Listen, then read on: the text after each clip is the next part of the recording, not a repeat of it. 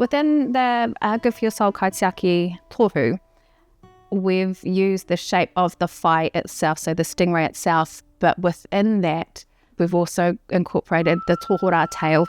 So that shows the shape-shifting that Ureia was known for. He guided the Tainui waka to tikapa moana in the safety of Thames Firth. There's also the pūrākau of our shapeshifter, and he forged the rangahake, he chewing through all of the valleys and created all of our waterways.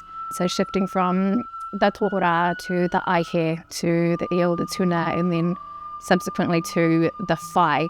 We've also included a aranoi pattern. It's a diamond pattern with 3 large triangles in particular, which represent Ngā Taupapa ki Toru, which is significant to the tribes of Hauraki. And then down the spine of our barb of the whai, we've got our unonahi notches. So they symbolise strength and abundance and represent the outcomes of the destination management plan as well.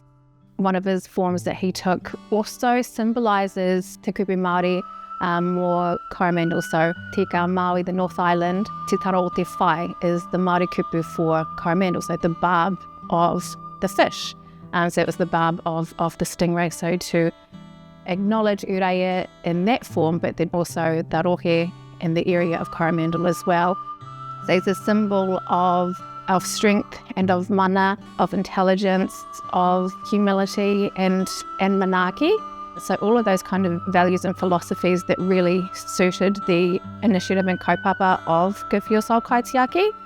Didn't want a toru that just looked pretty. Anything can be pretty, but if there's no meaning behind it, that's not going to resonate. And because of that, there were so many concepts we were able to do. I think we explored a few kaitiaki to see who would be most appropriate, who would represent the rohe, the whenua, the kaupapa, which we really like, and I think having that knowledge as tangata whenua, as mana whenua, and the expertise of Good For Your Soul Hauraki as well, to combine all of those, it just made it so much fun. It made it so much fun.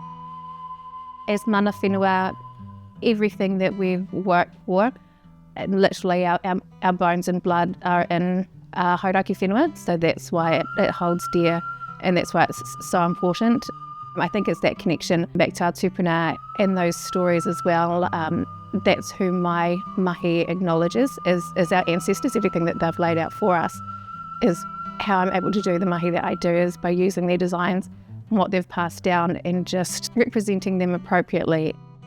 It's because of them that we're on this whenua and that this project is taking place. So to appropriately acknowledge their presence, the presence of our kaitiaki as well, to combine those aspects, I think that's what makes this tohu a good partner to our whenua, and combining that aroha for our visitors, for our tourists to jump on board with planting.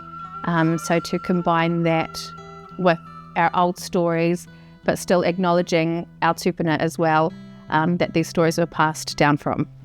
If you were lucky to be able to set your feet in Hauraki, it would be to slow down, take in the views. Over another hill, there's another view.